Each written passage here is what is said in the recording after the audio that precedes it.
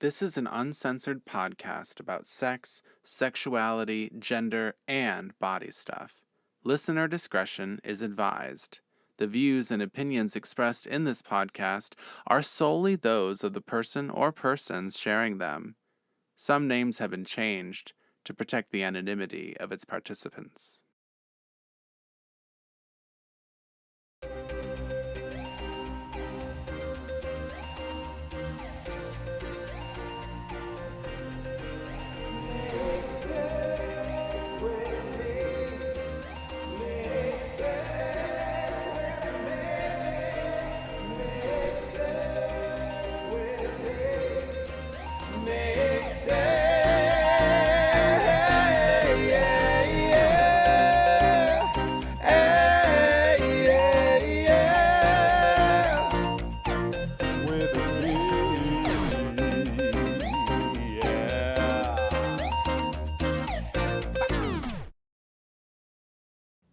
Hello, friends. It is I, Drew Michael, and this is Make Sex With Me, a podcast where I occasionally have a guest on who occasionally has something interesting and new to tell us.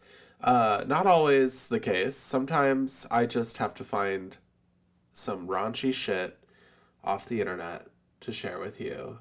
But can you imagine that this week we actually do have a special guest And I met them. out in the world, in the real world? They are super fucking rad. They are like a hippie surfer bitch. Fierce boss bitch. I don't know if, They like to be called bitch. but I love the word bitch, okay? So I use it because I love it. If you don't love it, we'll find something else. Just as a side note, I heard on the Instagrams that it was like someone was like, "What is the trashiest name you've ever heard?" And this girl was like, "I used to like work at a retail store, and this woman came in with her brand new little baby and said, 'Oh, I need to find blah blah blah.' And she said, 'Oh, your baby's so cute. What's her name?' And the woman said, 'Cuntley.' Cuntley." So, that's happening. Sorry guys, I'm really sniffly. Fortunately, we recorded with our guest previously, so you don't have to hear me sniffle through the whole episode. But anyway, I guess I should just let you have it. Our guest today has had some experience being a dominatrix. And The minute I heard them say that, I was like, please be on my podcast. and they were like, Yes. And I think they actually heard from our mutual friend that I had a podcast before. They told me, and so like we both knew, and we were both like, Beating around the bush and being like, so like, hey, like, what's up? and I think they totally wanted to be on the podcast. And I like totally wanted them to be like, So we did it. We finally made it happen. We found time in our busy schedules to record. And so what you're going to hear now is that recording. You guys, before we get into it any deeper, please rate, review, subscribe. Please, I'm begging you. 5 stars. I need it. You could say 3 words. You could rate me and you could review me and say 3 things. It could be like, this podcast rules. That's 3 words. Or this podcast butthole. That doesn't make sense, but I like it. Please, please, please. Just follow us, whatever. And I need to find a way. To find out how many listeners I have. And I don't know how to find that out. See, I host through Spotify. And they really only want me to know how many listeners I have on Spotify. And I'm like, but apparently most of my listenership is people listening on Apple Music. So I'm like, is that just me listening to my own podcast or what? What? All right, guys. Here is today's interview with our special guest, Dahlia. Hi, Dahlia. Hi, how are you? Oh, I'm good. How are you? I I'm doing amazing. Glad to be here. feel like we have the same voice right now. Like, mine's a little lower. Mine's a little Do, lower. do I sound manly today? Ooh, I sorry, don't know. that's the I don't. daddy persona, That's the daddy. I don't ever sound manly, so I sound like a woman with a cold. and I sound like a prepubescent teenage boy. So, we all got our Oh, struggles. It's we okay. have the struggles are real. Um, so yeah, I guess we can say we work together in the real world, Yeah, like IRL, real world. in real Yeah. life, and we just kind of like noticed each other, and I just thought you looked pretty cool. I didn't know like we had so much in common, I guess, until we started like talking. No, me too. I genuinely, the reason why I approached you the first day, I was walking into work, obviously, and I was like, oh my God, it's all these older people. There's no one like cool vibes or whatever. And then I went up to the front and I was like, I can feel the gay. Where is it coming from? And I Yeah, you found could you. smell it. I could You smell smelled it. My it. my days were tingling, the queer senses. Yeah. I think that everyone smells a little gay when they walk into our lobby because I'm pretty gay. It might I'm, just like start spreading like a revolution. Wildfire. I wish that were true. I've been trying to make everyone's kids gay for like a really long time, and it just hasn't really worked. They all seem gay until they hit puberty, and then they're straight. It's crazy, but like I feel like people always are out here saying like, "Oh my god, the gays are going to make my kids gay, whatever."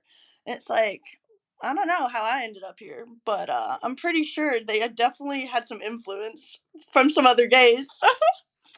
Yeah, I grew up in the straightest fucking situation, so it's like a miracle that I'm this gay. Um, I had like three brothers, and they all played sports, and like I had a dad who coached them, and like my mom would just like sit and read romance novels. But I guess I spent a lot of time with her, so it's her fault. It's definitely Is her there fault. Plus, her uterus like attacked me, and it made me gay.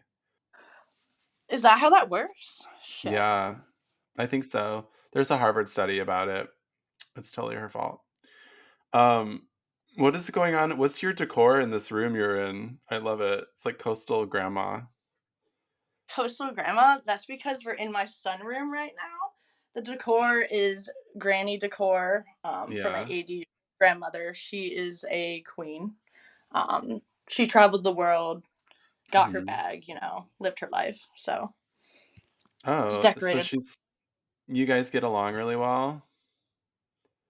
I would say that most of the time we get along really well, but I'm definitely the black sheep of the family. Go figure, right? Yeah. As the only queer person, also being non-binary and being under that trans umbrella was like a really big thing that definitely threw them for a loop. And I only came out maybe it'd be now like a couple of years ago as non-binary. So it was definitely news for them, and so they don't love it, but they also I feel like over time have just come to like just either accept it or just be like whatever. So we're neutral, I'd say Yeah. at this front.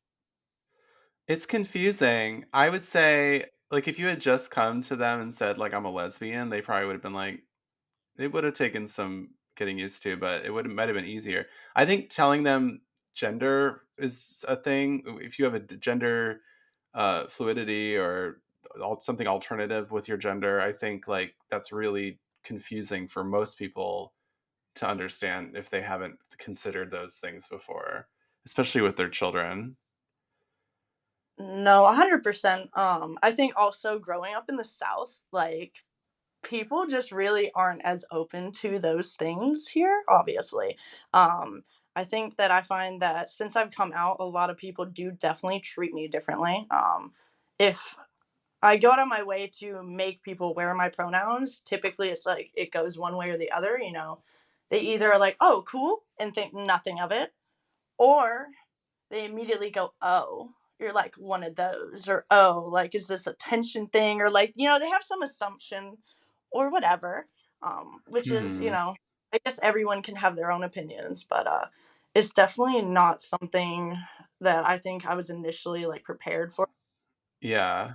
Do you ever hear people say like things like, "Oh, but you're such a pretty girl. Like, why would you want to be gender queer?" Oh my goodness. Oh yeah, I get but you're so like pretty and feminine. Just because I'm gender fluid doesn't mean I can't be feminine. Yeah. Just because I'm queer doesn't mean I can't be feminine. I think people assume when you're like trans or non-binary or some type of gender fluid or something in that realm, they just immediately assume like I'm fully transitioning, or like they take it to an extreme in their imagination where they just can't understand it at all Yeah. because and I do look, I would say I'm pretty feminine presenting currently, but there's been times in the past where I haven't been, where I've had short hair and I've dressed more masculine, and then people thought I was a lesbian and just assumed I was a lesbian. So Yeah. Yeah, it's almost like getting a tattoo. It's like people are like, "Don't get a tattoo. You're so pretty. Like you're just going to ruin your beautiful skin." And you're like, "Fuck you. Like I have to get a tattoo. It's like in my soul." it's so funny you say that because, as you know, where we work, I've had at least 3 people tell me that I'm too pretty to be quote unquote defaming my body. I thought they went and pulled out a fucking thesaurus to figure out what that word meant. Defaming is a strong word. Yeah. Oh, I'm sorry. Webster, my bad. My bad. I'm sorry, I didn't Webster. sorry. Like shit. They, they see one tattoo on me and they go, "Oh my god, the sin." I mean, you could have really gross tattoos. I think all your tattoos are pretty like attractive looking. Like they're good tattoos.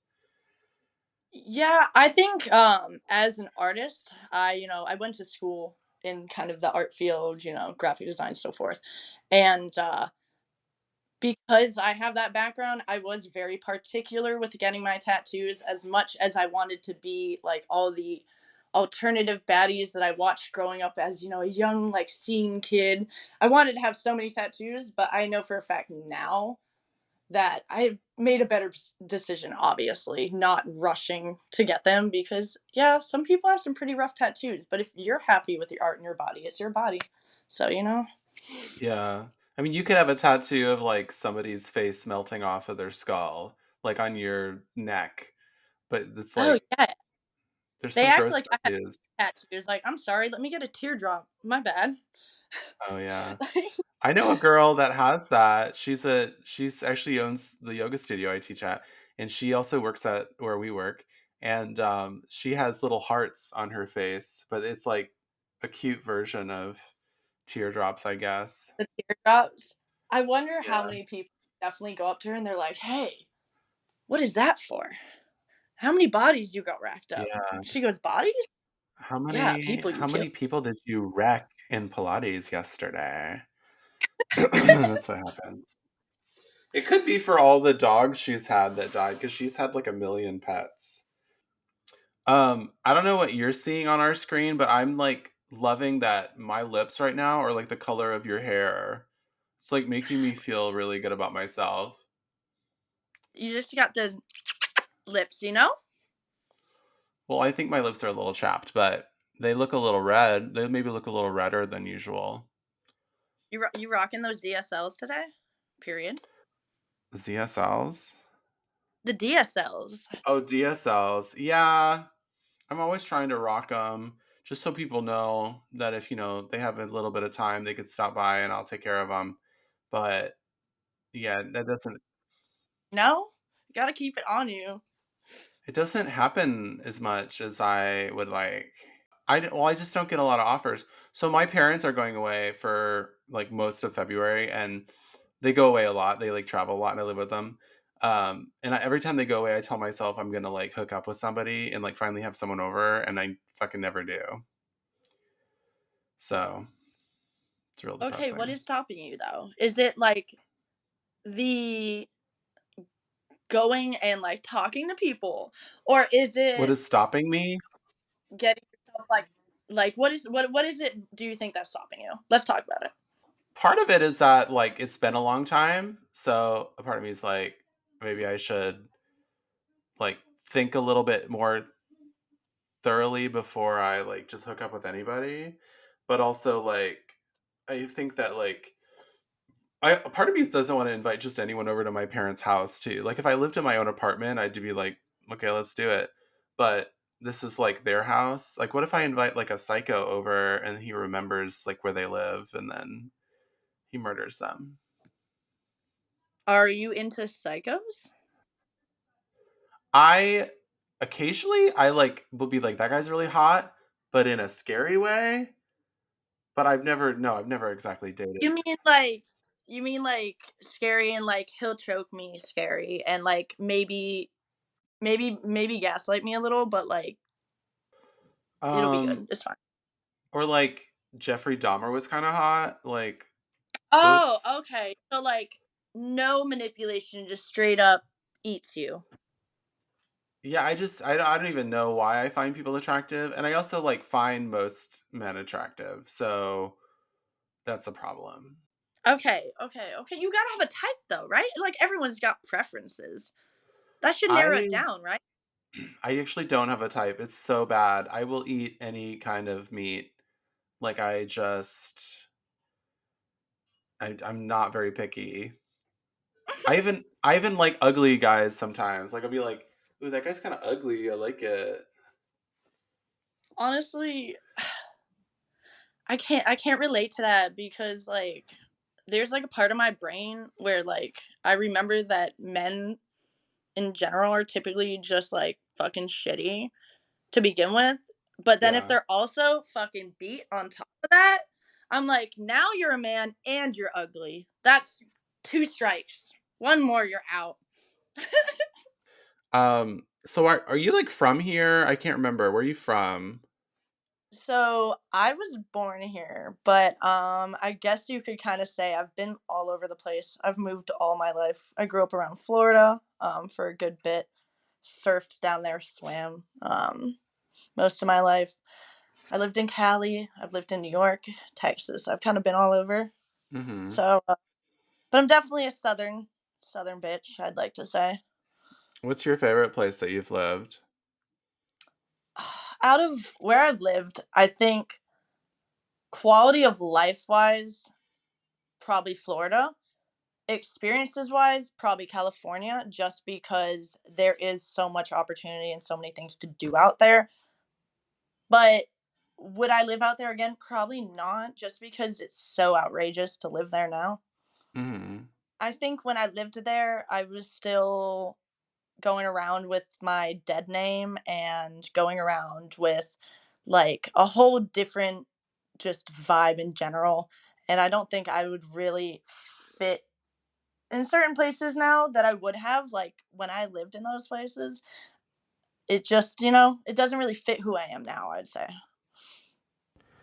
Well, it must be like really hard, like when you go to a place like that where you were a certain way and you try to go back and like, what is that like? Like, what's it like to be like misgendered or like to have to like explain to people from your past that like, well, actually, like, I use these pronouns now, or what's that like for you?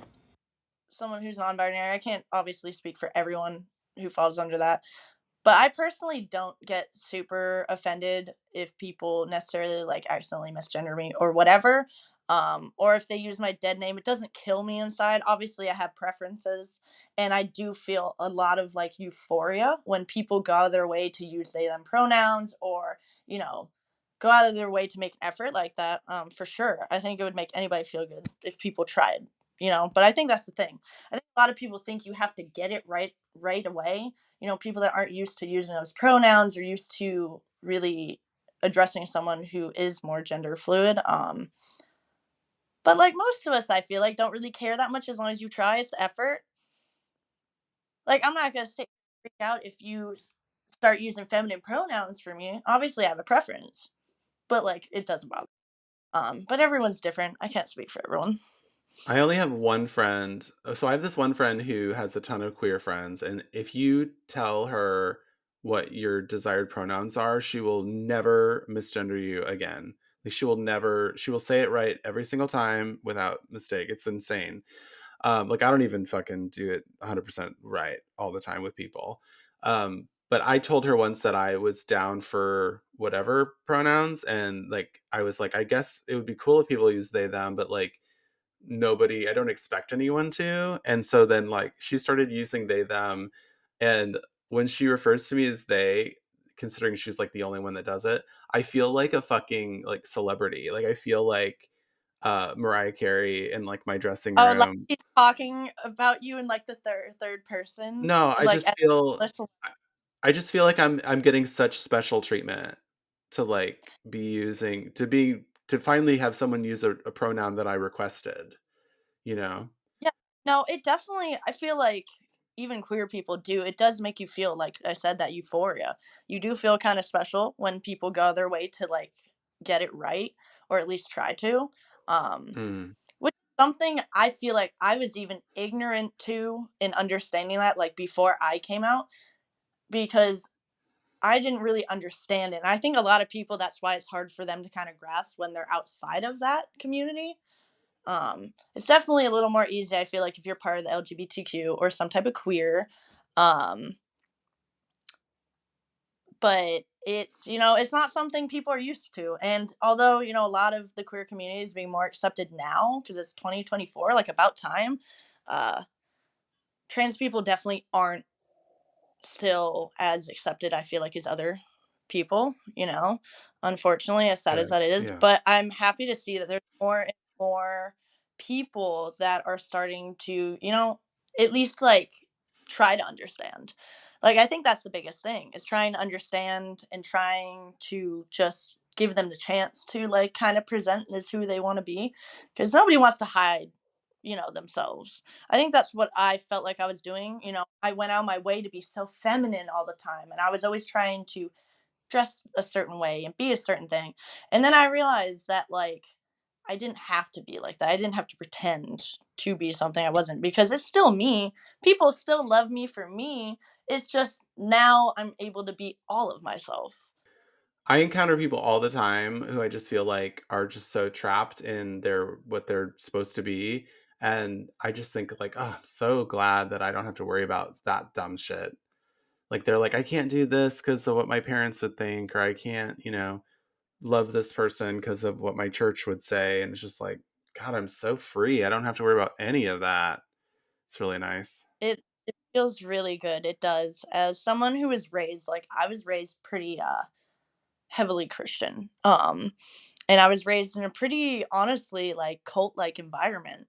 I Mm. would where, being queer was not accepted whatsoever. And being anything other than the stereotypical good old Southern belle was not a thing.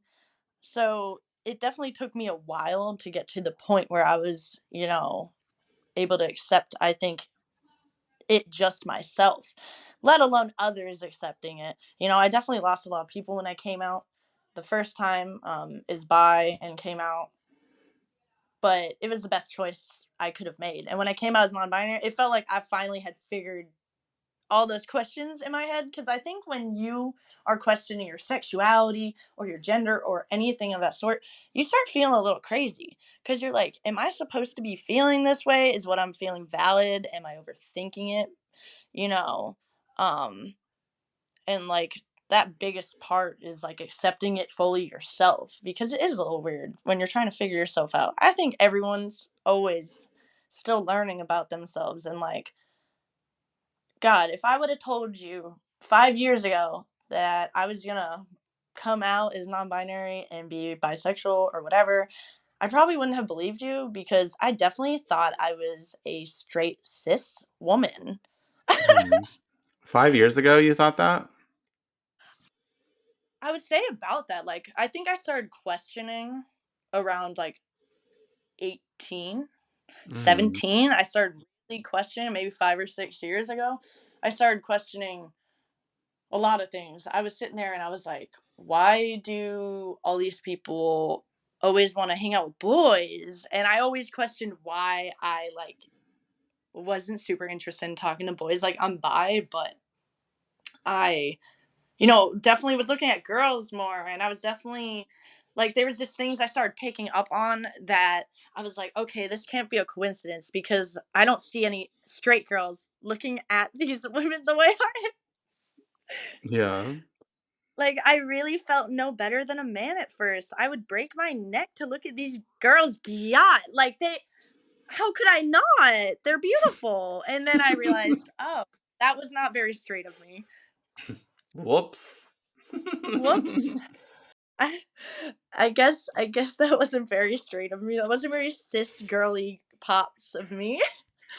Do you think that do you tend to be more attracted to women or men, or are you attracted to trans people? Like, Even though I go by bi, I'm definitely more, I would say, even pan leaning at this point, but I don't feel like I need to come out like bi is good enough. It doesn't matter at this point. I've come out plenty of times. Who I like and who I love and who I'm attracted to is what it is.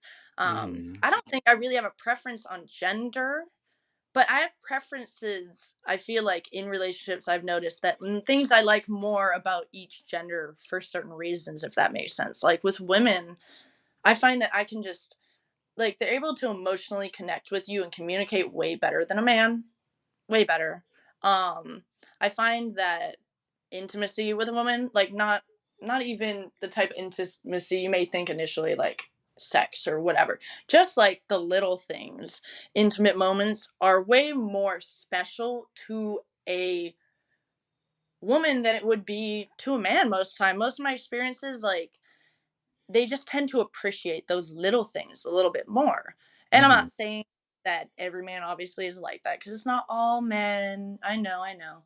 But I definitely, in my own personal experiences, like I definitely enjoy the process of getting to know someone more with a woman than I do a man because I feel like I'm living Groundhog Day when I talk to a man most of the time.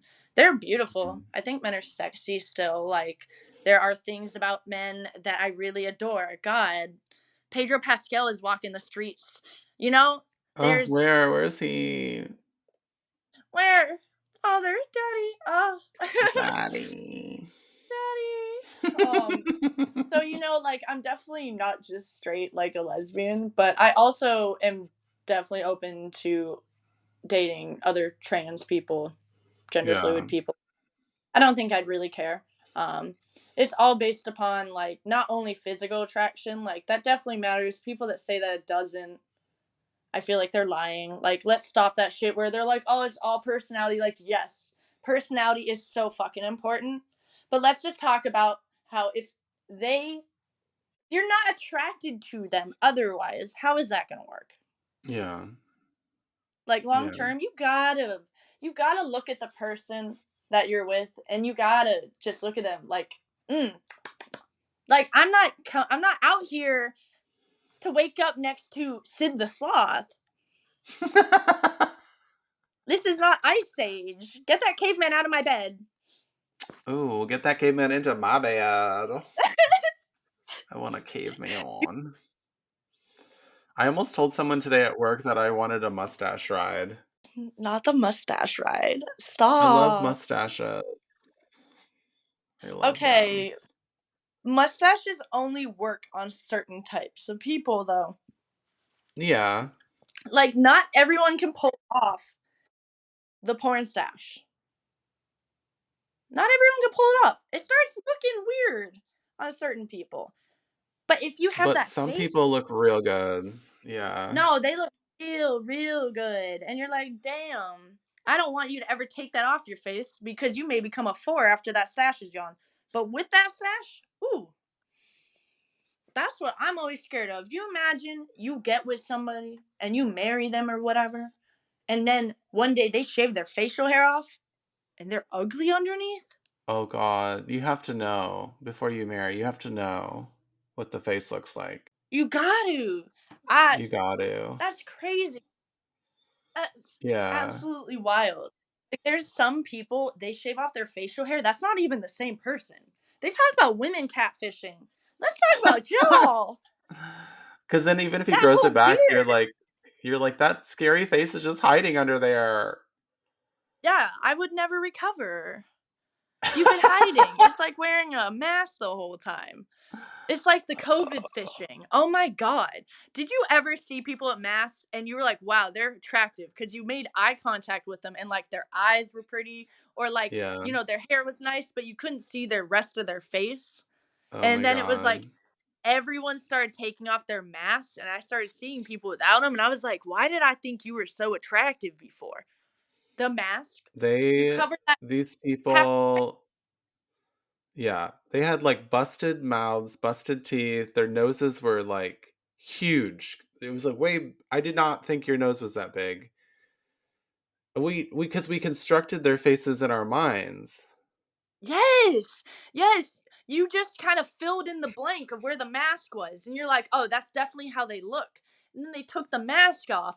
And you're like, oh my God, that's not even the same Oh my fucking God. person. Yeah.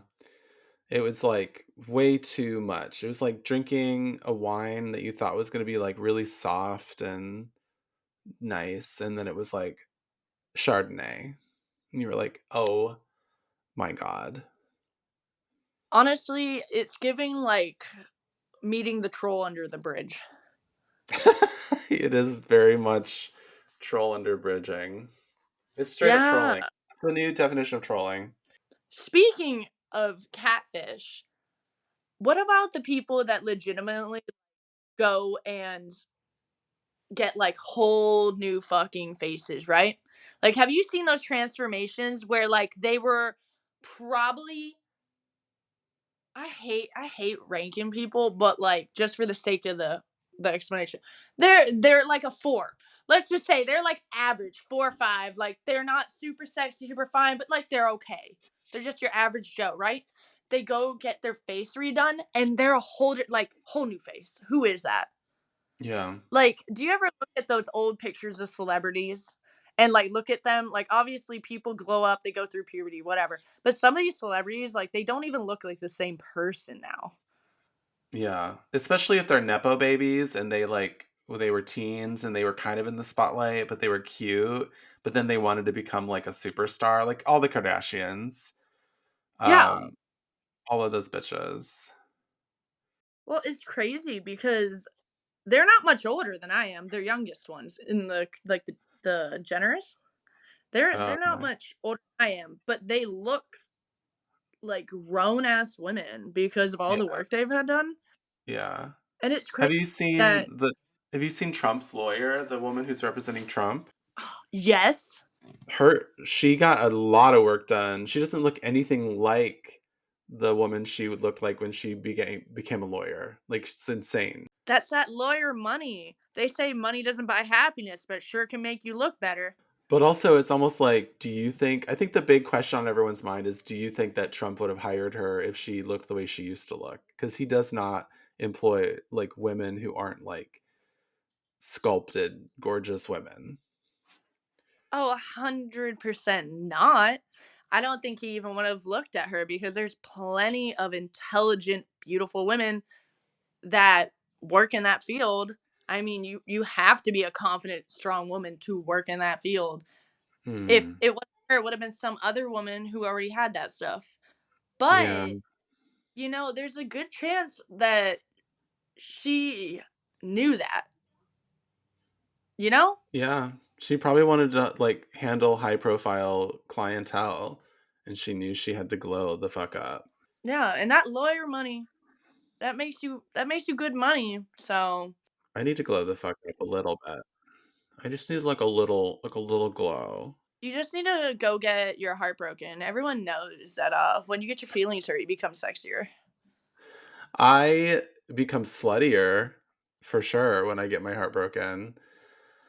And then I get one or two STIs. Let's stop being so negative about being slutty. You can be slutty and not be like a straight up W word. You know what I mean? There's like slutty, and then there's being like a receptacle for cum. And I think that's what I become when I get my heart broken. I just lay I'm a dumpster for cum. Is it like cum guzzler or like it like what level are we at? Like are we at like reserve, guzzler, Like if it's storage unit? that little thing that the little tube that old people put outside to tell how much rain fell, it's like to the top. It's like overflowing mountain lava cum. Oh. Oh. Yeah. There's so much other of a one time I had so much of other people's cum on me after this party that um I didn't even know how many like cums were on me. Like it was at least four different cums. What is the plural for cum? Cums. Is it I don't think that's a word, but like I would like to Cummies. think Cummies. we made it a thing. Cummies? Cummies. Cummies I'm is you have to say it like this. You have to say I'm covered in cummies. I started picturing an uwu bitch voice too. Oh my god, I'm Yeah. covered in gummies. I'm covered in cummies. I'm covered in gummies. I have been like observing because I help teach children's theater, and every once in a while you come across a kid who can't say their R's, and it's so interesting. It's just so interesting. That was a weird segue, but we had this little girl who was like 12 and she couldn't say her R's. And I was just like, "Oh, honey, Oh honey. well you say your R's wonderfully." Period. They had to make up for the rest of the speech impediment, so they had to give me something. If I couldn't fucking say S's and R's, we would have been fucked. 50 Shades of fucked up. You can say S's, they're just a little sibilant. It's okay. It makes you extra queer. It makes it adds to the gay. Oh my god. Um, I was gonna say the only downside of a speech impediment, which I have lived with most of my life, almost all my life. I got it actually from a really bad concussion I had because yeah, some kid tried to drop the smoke on me. I put up a fight, but I got a concussion in the end, right? I was Shit. like in fourth grade. Shit was crazy. Ended up with the lisp. The only downside is let's just talk about the weird fucking fetish that has developed over speech impediments. That is my biggest thing as a adult now, that I find that people will compliment me. Like I've been on dates before and I've gone out with men and I swear to god one of the first compliments they give me is, "Oh my god, your lisp is so cute, so sexy. Like I really like it." What? Why are you turned on by my lisp? Like, I'm sorry. Well, Excuse me? it's very I just said individual. I'm giving you a speech impediment. I'm sorry. It's contagious. He said individual. Oh, whoa, whoa, whoa. It's okay, baby. It's very individual. It's like it's your thing, and I think people like that. It's like your flavor. Yeah, I think there's a right and wrong way to go about like being like, "Oh, I like the way you talk," you know, and not saying, Mm. "Oh my god, your lisp though." Like they Is that really do get geeked over it. They is really do. is that like first date conversation? They like in the first like 20 Oh, I've minutes? had this on a first date. Like Mm, first date conversation, which I'm a pretty open person. I would say immensely open compared to a lot of people that I've met, especially being in South Kakalaki. Like people are very walled off, don't really, express themselves a lot here, I feel like just because of right. how conservative it is, how people are kind of stuck up like that. Yeah. Um and I don't mind, like, on a first date, I can almost talk about anything. Whatever you feel comfortable talking about, I'm more than likely comfortable talking about. But this will get brought up, like, it's not like I bring up this topic. This is solely brought up randomly by the man or the. I've never had a woman do it. This is only men. I should clarify. I've never been on a date with a woman and had them bring up my speech impediment. I'm just gonna say. Well, they're not assholes in most cases. I also think they just don't over sexualize things that don't need to be over sexualized either. Oh, Like, you know what I mean? Like, there are plenty of yeah, things that are sexy that you could bring up that'd be way less uncomfortable than hearing, oh, your lisp. Like, what is it? I want to know. That's why the people need to answer this. What is it? What is the fetish? What is it? As someone who has been around the SW community, I to this day have not found anyone who can answer that for me. What what is the appeal of a speech impediment? Like, they specifically like that I have it. And like, I would get if it was just, like you said, like, oh, like, it's different. Like, I like the way you sound, like, you've got your own individual thing, right? The way you said it was a great way to kind of like get that across, right? But that's never how it goes. And this isn't like a one thing. Like, this has happened at least a handful of times. yeah. I don't know. Like if I met a guy with a speech impediment, I'd probably think it was like really cute. And I don't know why. Like I think I like things that are quirky about people, but I also like things that like let's say it was just like a guy who was like a fucking 10 and he had a little like speech impediment. I'd be like, "Ooh, that's nice." It's like a 10 with something quirky. It's not just like, like if I was with somebody who like was 10 all across the boards, I might feel like I don't know, like there's nothing about them that I can relate to. I don't ever feel like a 10, so I need something that's like evens the playing field a little bit. Like if they had a weird scar or like if they had been I was going to say molested, that's not that's not necessary. Just something that evens the playing field. Uh I totally understand. I'm just I'm still gonna go with geeking scar. at the first little bit of that. What did I Oh my say? goodness. No, I get where you're coming from though.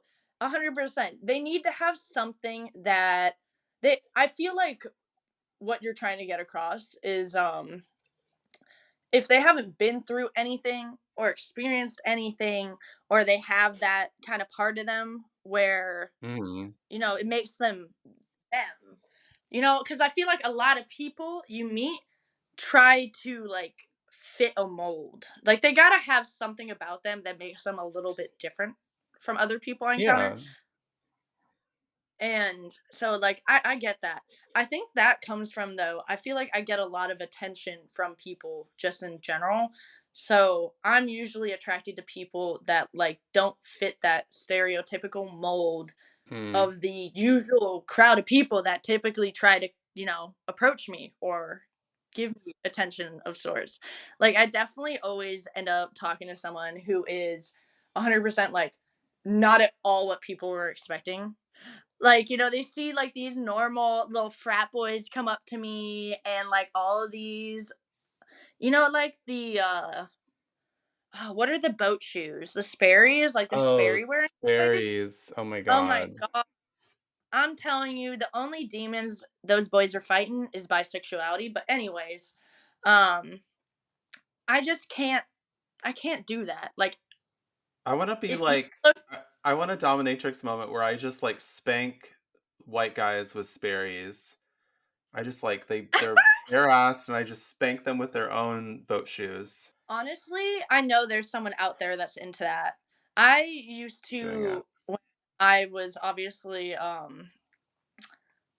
back in the day, I was a dominatrix, and there's a lot of kinks and fetishes and things people will kind of openly admit to you, because like in that role they're coming to you because somebody else in their personal life can't provide that, or they Mhm. don't feel comfortable enough to show that side to IRL world or whatever it may be, because it's stigmatized, whatever. So you get to see all walks of life and all different people, from bougie lawyers that have wives and kids and so forth, and they've got this little funny little fetish where they like to get absolutely dominated by getting beat over the ass or stepped on, or, having their balls crushed or whatever. Oh, yeah. CBT, cock and ball torture. These men literally want to lose the ability to reproduce. I swear to God. There's some that legitimately, like, they'll bruise up their balls and shit. Oh my Oh, god. yeah. Oh, like full swollen fucking grapefruits, and they love that shit. Oh, yeah, they love that That shit. is so interesting. I would never. And it's always the most put together people, too. 99% time, it's like that man you see walking down the street who's always in a suit. The most unsuspecting people that would Mhm. approach me and would want me to do, like, sessions with them where, we go on FaceTime and I sit there and I tell them how fucking pathetic and little they are, and how, um they're just, pieces of shit, whatever they really, maybe they want to get degraded, be Yeah. told how pathetic little whore they are or whatever. Maybe they want their, you know, dick called small, their little shrimp dick, their tic tac dick, whatever it is. Oh yeah. Oh yeah, that used to be a go-to. Tic Tac dick. Take your fucking Tic Tac dick and shove it up your ass. Shit like that. Oh They my wanted god. it spicy. I love that. Oh yeah, they wanted it super spicy. And then you look at these men, because I got to, they send you pictures. They would show you what they look like. Most of these men, women, whatever, I would get to know a lot about them, where they, live, what their lives are, what their jobs are. Like, they get really comfortable with you so they confide in you. And that's like a big thing, though, is definitely that, like, trust between, dom sub kind of relationship. That's really important. But you will encounter the most crazy people. Like, I used to have people that legitimately would, because I was quote unquote petite, they loved the idea of just a small bitch, fucking their shit up. They wanted daddy to go to town, and they would call me daddy. Like, grown ass men calling me daddy. Oh wow. Oh, crazy shit. Oh yeah. Do you think they Yeah. were like a man wanting a woman to act like a man or something? And Honestly, feminize them? I think some of them, a lot of them, like, that are in high kind of intensity work environments or high stress in, like, their regular life, it's a way for them to go into subspace and, like, disconnect from that, you know? Because subspace is a really vulnerable space, and I think a lot of them, it was like they, lived this perfect, clean cut life. So they liked the fact that they could give up control. They wanted to give Yeah. up control. They didn't want to have to make choices for themselves. They wanted to be told what to do. And a lot of them, their wives aren't willing to do that. Mhm. Like, they can't go to the, woman they've been married to for the past 20 years and be like, hey, so I like being totally degraded, kicked in the balls, and whatever. I know we've been doing this vanilla shit for the past 20 years, and, like, we've had 4 kids and whatever. But now I'm going to let you know that I actually like having my balls stepped on, and I like having my, neck fucking strangled, and I want you to keep me in a cage and piss on me. Like, you can't just, like, tell your wife of 20 years that. So a lot of them just keep that secret to the fucking grave. Yeah. You have some that they would legitimately allow their man to do this. Which I'm gonna tell you right now, even though I was a dominatrix, ain't no way if I had a man he's going to spend his money with a dominatrix. That ain't my man no more. Sorry. You think Sorry. why do you feel that way? You're just in your real life, you're like more monogamous with your relationships? Um no, if there were kinks and stuff that my partner was interested in, as long as it was something that didn't, like, cross a boundary of mine, I'd be more than willing to participate in that. To But provide it and that being said, participate. I don't Yeah. see a reason why they would have to go outside and seek any of that. Okay. Well, they'd You be know, you know lucky what to I mean? have a partner that was willing to do like all sorts of stuff with them like that. I mean, I feel like, when you're with someone, it should be because you unconditionally love them. So, in that Mhm. sense, why would I mean, unless it's something I just can't see myself doing. Like, obviously, if it's like a hard boundary, a hard no, that may be one thing. But I'm pretty open. I think there's a lot of things I'd be willing to do as long as I loved and cared for that person. You know, like if that's my person, I'm not gonna judge you for being into some things. Like, you know what I mean? Mhm.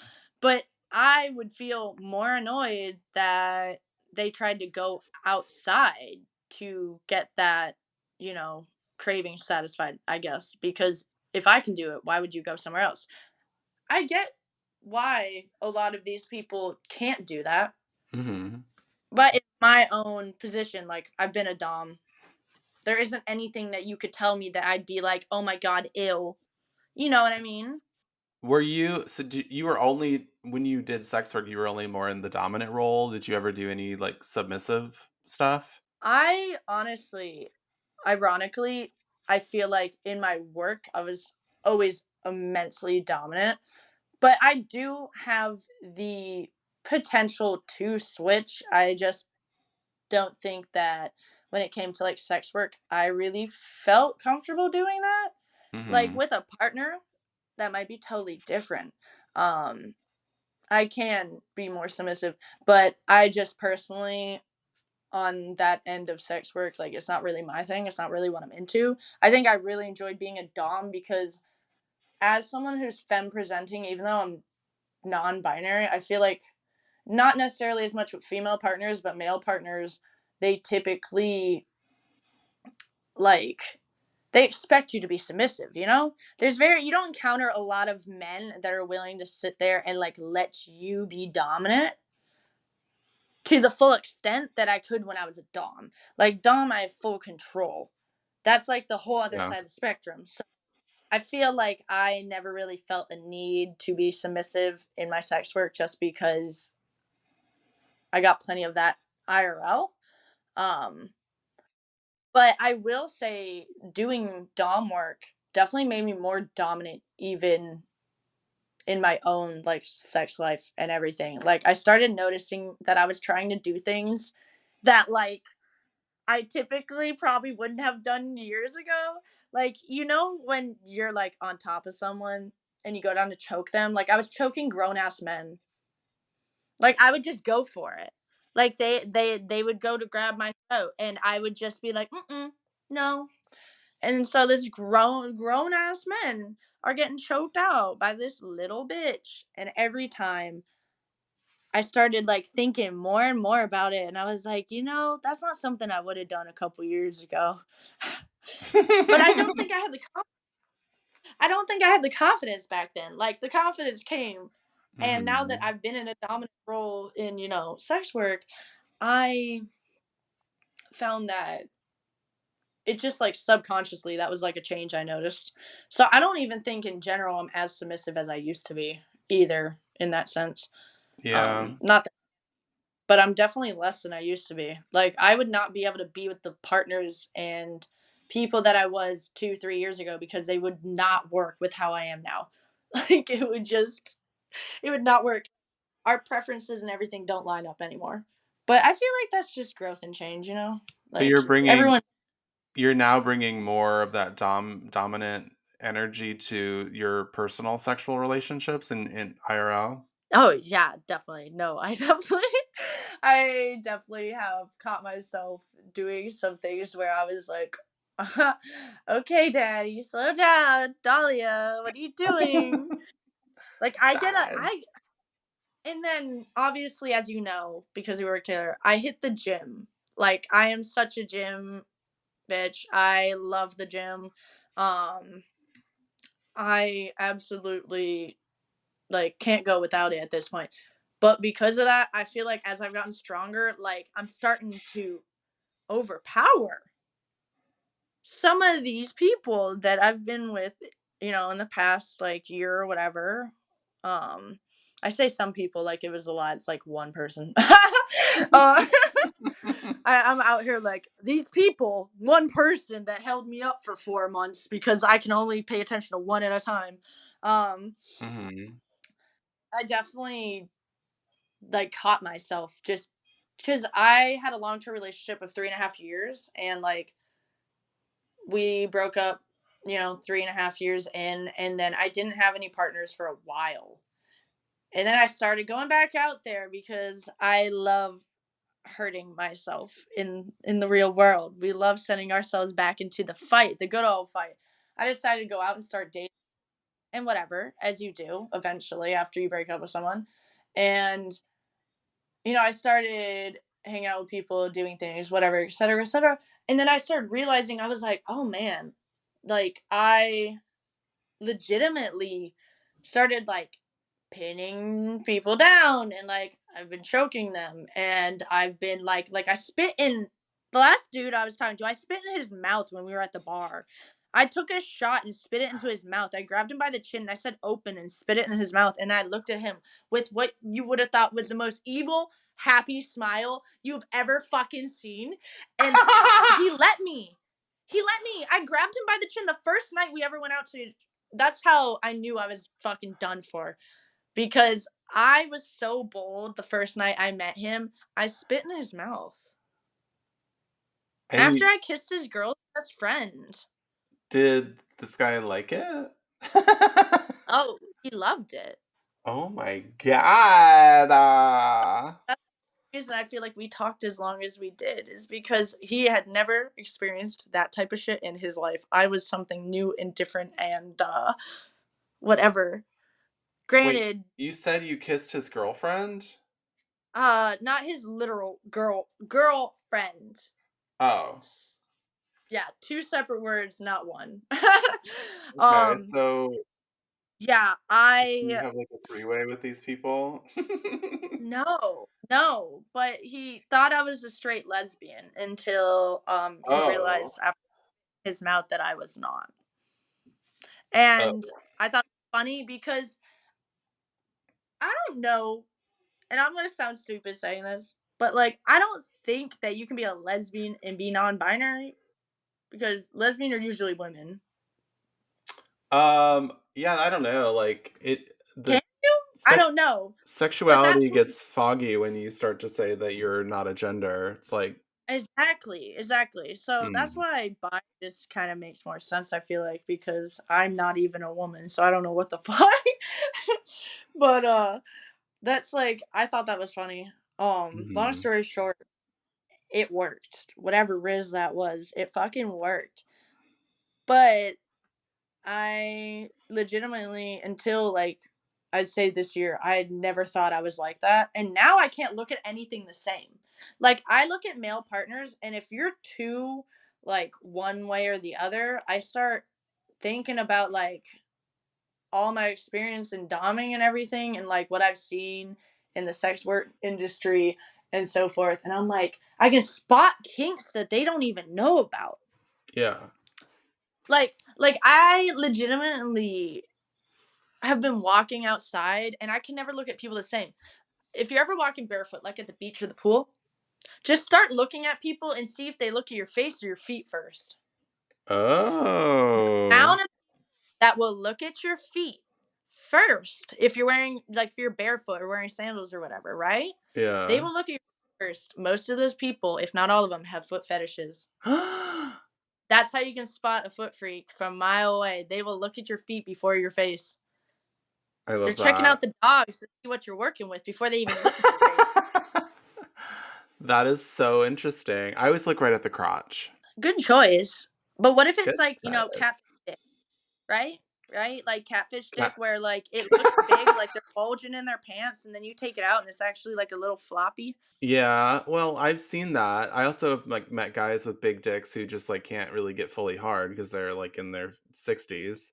And you're like, okay, so I guess we're just gonna play with it. I think I'm permanently ruined from this one long-term boyfriend I had. He was very blessed, obviously. But now when I like even years later, now when I sleep with other people, I'm always like, it's just not that big. It's just not that Yeah, big. Like once you've had someone who just has it like that, and like he wasn't like, we're not talking OG Mudbone like fucking 15-inch dick or anything, or 12-inch dick or whatever. It's not that big. But right. like very well above average, very much so, like nearly double digits. Like he was a big boy. Hmm. And I dated him for 3.5 years, thinking nothing of it. And then I went to dating people again, And obviously, you know, has some that I ended up hooking up with. It didn't end up working out. We didn't end up dating, whatever. And you move on to the next one. You figure things out. Dating's weird. Everyone knows that. And Yeah. I definitely like would go and like go to do things with these people, and then they like take their pants off, and I'm like, oh. And like you don't realize how small someone is until you've seen something twice the size. Well, do you remember liking your ex-boyfriend's dick like from day one? Like it was just like, yes! Uh, it was like magic. Magic dick. Like That man, I used to unicorn tell him, porn. I used to tell him he had that fucking magic dick. I cannot explain to you how fucking crazy it was. Like the first time I slept with that man, I was like, you're stuck with me. Can't leave.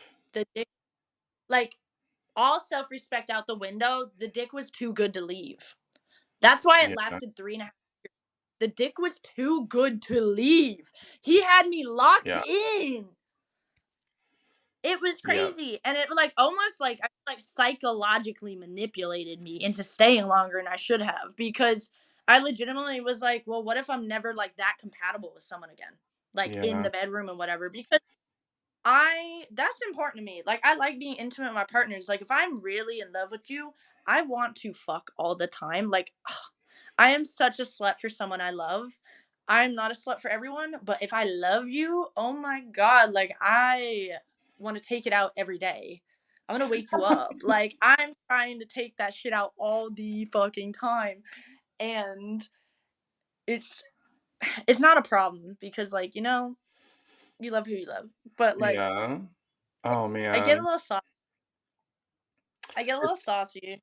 it's so hard. Like I know you're not the first person I've heard, especially women who like they have been either with a man for so long or they like were with a man for so long because the dick was just perfect, and then it just takes forever to find some good dick again. And it's not like that is number one. The last person I was talking to, I genuinely loved and cared for, just for the sheer fact that like our personalities and what we were into were very similar, and we aligned very well in a lot of areas, but the dick was not amazing. And Mm-hmm. I passed that because obviously I loved that person anyways. Like it didn't matter. That man busted in under a minute the first time I slept with him, and I stuck around. So if that doesn't tell you that love conquers all, I don't know what does. But to this day, he still was nowhere near as good as that one man I dated for 3.5 years. And like if Yeah. he listened to this podcast, I guarantee you he loves podcasts. I guarantee you if I told him that I was on this ship and he listened to this, he would be like, yeah, he could confirm it. I straight up the fucking first time I slept with him, I was like, you're so with me. Like I was trapped. I didn't think I was ever getting out of there. We were in the trenches, okay? And like we were so toxic too. Like it was not a healthy relationship whatsoever. Like most of our issues were resolved by, you know, getting down to it. We would get in fights and we would just like hate fuck each other. Like it was not healthy whatsoever. So I never want that again, no matter how good the dick is. Because reality is that I was staying with that person just because like I didn't feel like I could do shit on my own. Like I was too codependent. And I don't think I'd ever really had like a proper relationship before that. So I didn't have anything to base it upon. So I thought all this shit was normal. Like I was like, oh well, like, you know, you're not gonna always love that person like all the time. You're not gonna always feel for that person the same way all the time. But then I started realizing when I started looking at other people and stuff towards the end of our relationship that that wasn't the case, that I just no longer liked him, but I was staying because I thought that was like the best I could do. Yeah. It's And I hard. feel like that's the reality a lot of feminine people, femme presenting people like deal with specifically, or people that are like, I would say like female presenting more specifically, is like you typically end up in these relationships where like you get so used to being with that person that like you don't know what it's like without them. not that the relationship is good, not that you want to be with them, but you just kind of stay because you thought that's, the best you can fucking do. Yeah. How often do you have relationships with women? Or have you? I've dated 3 women. Not as many men as I've dated, but that's because it took me a while to come out as bi. I didn't know, so I didn't date women until later in life. Mm. There is one girl to this day, and we'll just call her Jessica for the sake of Okay. anonymity. But it to this day, I think I will always think about her. She was like my first gay love, honestly. Aww. Oh yeah, I adored her. She is absolutely one of the sweetest souls on this planet, and we don't speak anymore. But I wouldn't say that it ended on bad terms. We just were very young, and we went separate places and just fell off, which happens. But the time we spent together was absolutely just amazing. Honestly, like I can't say anything bad about the last woman I talked to, genuinely. And I hope if she ever hears this, that she knows I hope she's doing fucking amazing because she is an amazing person. I think that's another thing people think like you have to hate your ex partners. Like I have people that to this day I will always have love for them in some form. Maybe I'm not in love with them anymore, and maybe we're not together, but like I still care and I hope you're doing well. And I would never want anything to happen to you, you know? Yeah, I think that's so good. I think that's a sign of maturity too, if you can like be friends with your exes afterwards and or at least just be on good terms. There is a limit to that, of course. Like, I don't know, depending on the circumstances, if you should be friends with ex always because future partners, they may not be comfortable with that. Um, I think it just really depends on how you ended and how long you were together. Like, her and I were not together very long, and we started as friends, we ended as friends.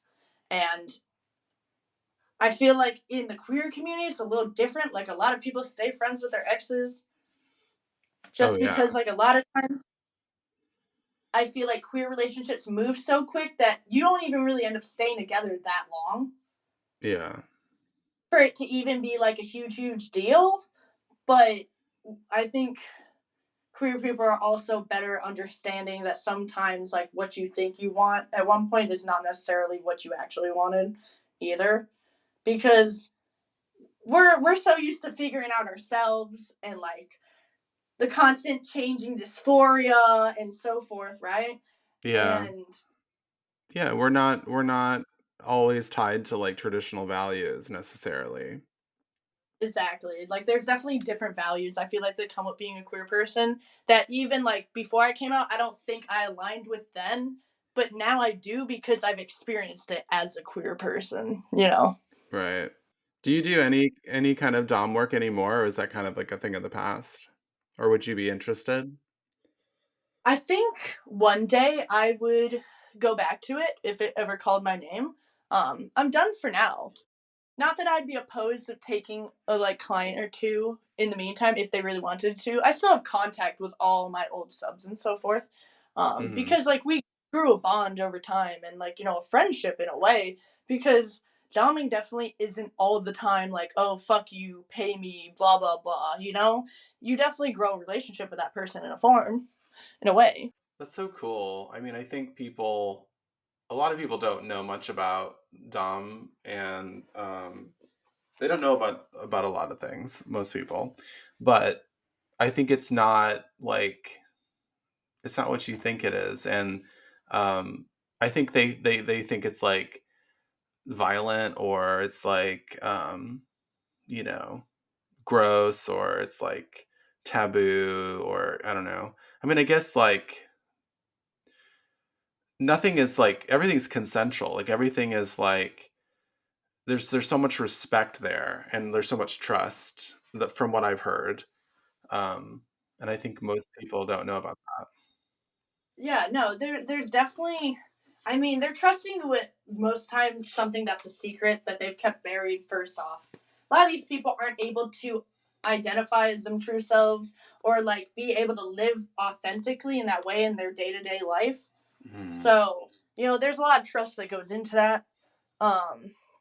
And There's it's hard too because like people who have these desires, or maybe they don't even quite understand what it is that they want from a dom, they like they do have to hide it because it's like they probably are terrified of being labeled like a pervert or a sexual deviant. Um, and it's very much pushed underground because it's not acceptable to have your balls squished. 100%. Yeah, no, it's definitely taboo. There's a lot of kinks and fetishes, some more than others that, a lot of regular, just the average Joe would not probably be too accepting of. And that's definitely why a lot of it's kept kind of on the DL. Like, there's a lot of people that hide this shit, you know? And we Mhm. are there to kind of supply this service that they are desperately seeking. Um, and they can't get anywhere else. So in a way, it's kind of like you have that almost monopoly in a way when you're working in that industry because it's such a small niche being a dom, but there's a lot of people that actually seek and crave that sort of thing.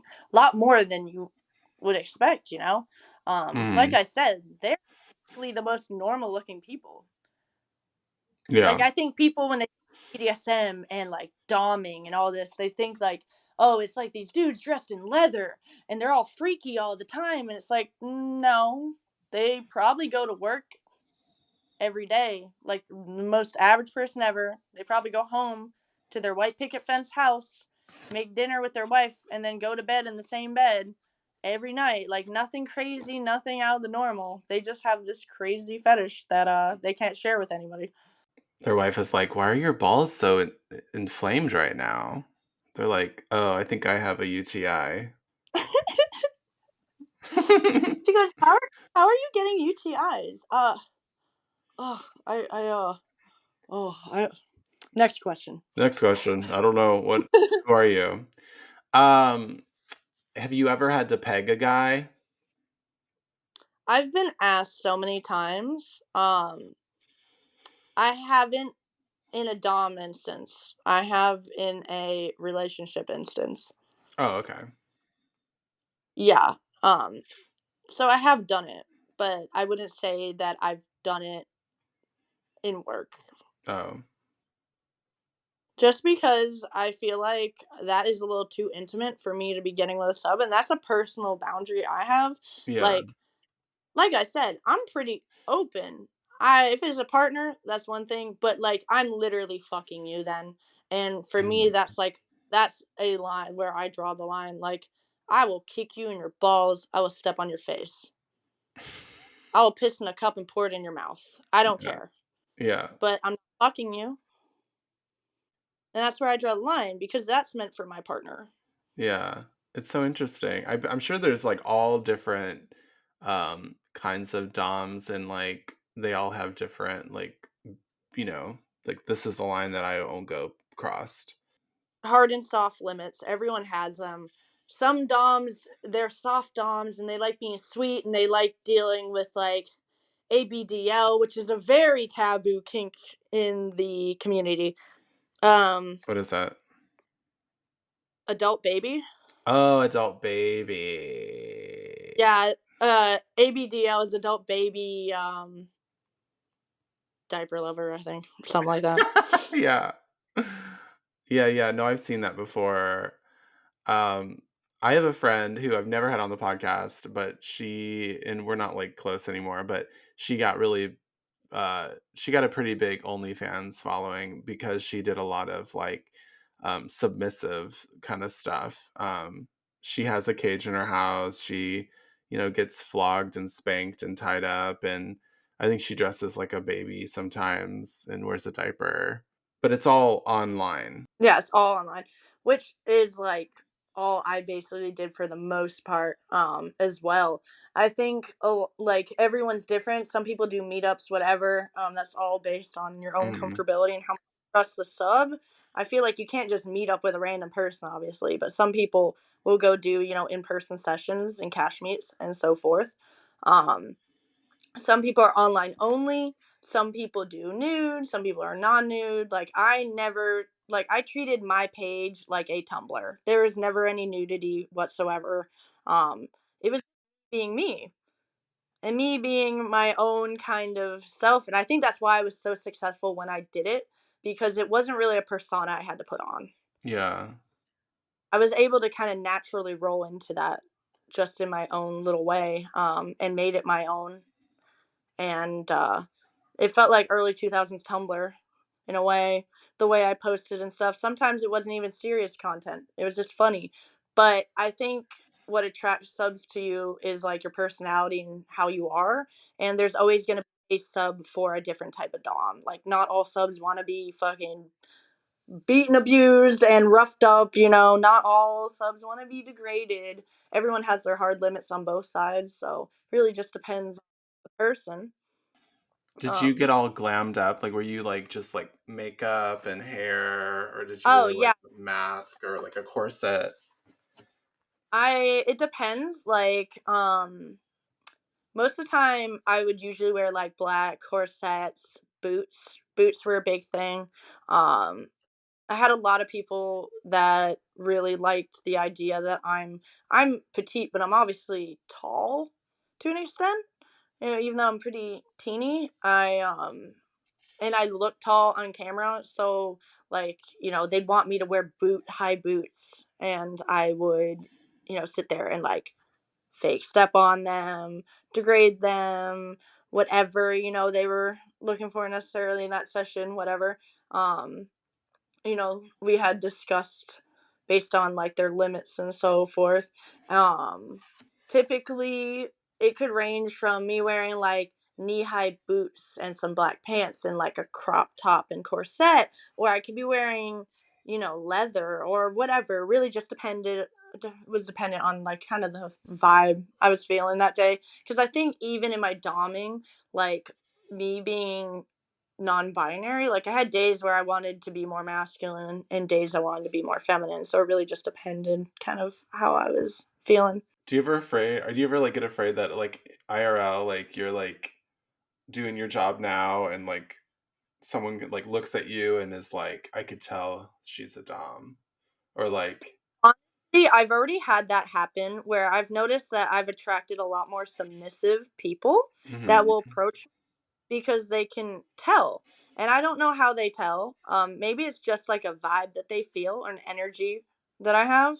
But I've had people IRL already like approach me in that type of manner without them even knowing that I had done it in the past. Mm. Uh, like, people want me to peg them or, dominate them in some manner. And they're like straight up normal people that I've met in our city, even.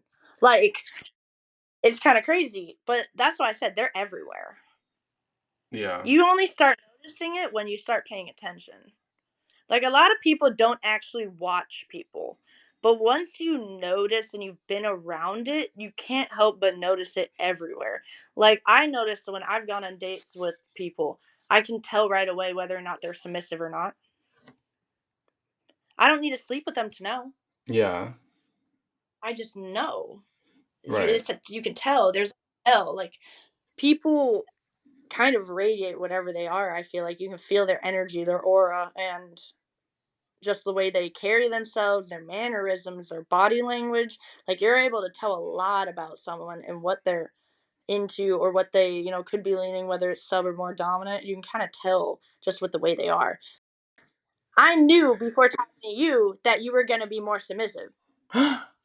Well, I'm a big old bottom, but No, stinky old bottom. Look at you. No, I could read that from a mile away. I knew. but I would be weirded out, like, but that's the thing about me. Like, I like to receive, like, when I'm having sex in real life, but I have to trust the person, or like, I have to be really turned on by them. Like, I'm not willing to go to that place unless I'm like, the situation's like working out. Like, I can't get fucked by just anybody. I could be a mouth whore for just about anybody. Just the mouth, no other bits. Yeah, you can come in my nose, my mouth, my ears, but my butt's for special occasions. Special occasions like holidays? No. I mean that makes it sound like you can only fuck me in the ass on your birthday. No, it's like just like if the vibe is right. Like I have had like one night stands where we had sex and it was amazing, but the guy was like knew what he was doing and it was almost like he was dominant in the way that I felt like supported. Like he was like gonna make sure that baby was taken care of. And I Yeah. was like, No. "Oh, I trust that you know what you're fucking doing." Yeah. No, I get that. Yeah. I feel like that's understandable. You got to be comfortable when you're in subspace. Um, and when you're bottoming, obviously you go into a subspace in some form because you're giving up control, like I said. So it's not surprising to hear you say that. Mhm. Um, I think a lot of people feel that way though. It's like a comfort thing. Like you don't want to give yourself to someone in that vulnerable manner that you don't feel comfortable around. Yeah. But at the same time, I'm tempted to be more of a dom. Like, I'm tempted to, like, I play mean, you with might just that. be witchy, and there's nothing wrong with that. Like, you should pursue it. Maybe Are you wait, try. you said There's nothing I wrong. might be what? A little bit switchy. Switchy. Oh, I thought you said bitchy. I was like, "Well, we know. I, We know I'm that bitchy." too, but I wouldn't say that. Right. Fuck. I'm bitchy switchy. Switchy bitchies? We live in a weird place. Will we ever leave? Will we ever get out? It's the shithole, but it's our shithole. It is our shithole. Of course, I wasn't raised here, so there's more hope for me maybe. But there's hope for you. You've like moved away, you've done cool things and there's like so much potential for you to do more cool things. Oh, 100%. I'm gonna go live on an island one day, be surfing with my margarita in hand, my ass out on the beach with some beautiful fucking surfer babes, living my best life. I swear to God, that I will accept nothing less. I will be on a beach with the love of my life, fucking out there living my best life, surfing every day, and just living the dream. Because you should never accept anything but what you want most. Like, no settling. This is 2024. Motherfucking business, y'all. Also, that dream is completely achievable. Like it's totally possible for you to do that. Oh, 100%. Anything you fully believe in, you can achieve. It's just whether or not you want it bad enough. Yeah. I don't ever want to surf. It's okay.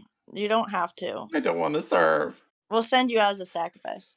Okay, cool. I don't mind being sacrificed Yeah. eventually. Like ritualistic cult like sacrifice. It's hot. As long as they eat my ass first, that's fine. That's like the beginning, you know? You start with the ass eating for the ritual. Maybe they'll edge you for a bit. And then right as you get to the peak, it just goes boom, over. Boom. Over with. Done. I'm in heaven. Or Yeah. whatever. Whatever. Whatever. The last feeling you have is pre-bust. Pre-bust and there's some men that I just throughout my life I've seen who are just so hot and I just think like I tell people like I would let him fucking kill me. I'd let him beat me to a pulp. He's so hot. Like I would just let him like rip me in half. I think that's my submissive part of me saying that. Yeah, I mean, there's definitely some people out there that I would be a little more submissive towards if I encountered them just because Oh, um they're just too yummy. yeah. How are you walking around with all that? How you expect me not to look at all that? Oh my god. Yum. Licking every finger. There's this man that works out at our gym who is like really tall. His name is Dylan. He doesn't work at our gym. He works out at our gym. Um, and he looks like a fucking like a gay porn drawing. Like a black and white, like I don't know I can't remember what the artist's name is that drew all those like leather daddies. Just his calves are big, his chest is big, his Oh, butt is like big. like that American Horror Story season where they have the gay guys in leather.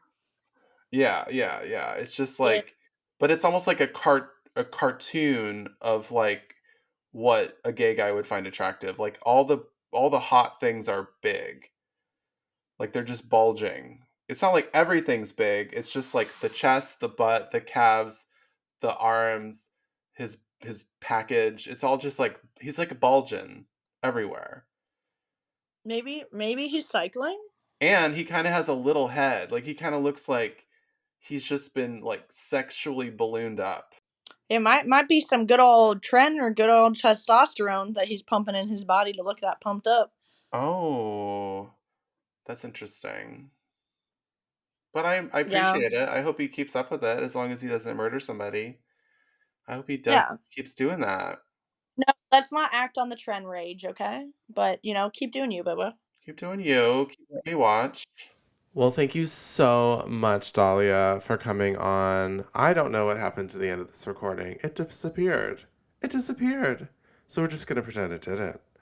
But it was so wonderful to have you on to speak to us about some really enlightening topics that I did not actually know about before. You learn something every day. Sometimes that has to do with cock and ball torture. I hope that you all enjoyed this wonderful interview with Daddy Dahlia. And remember, please rate, review, and subscribe. And also, if you'd like to email us sexy stories or questions, email them to makesexwithmepodcast@gmail.com. Check out all of our socials in the show notes. And I hope that you're filling all of your holes with whatever makes you happy. Even if that means pegging, being pegged, putting hot dogs in there. We didn't talk about that. Bye.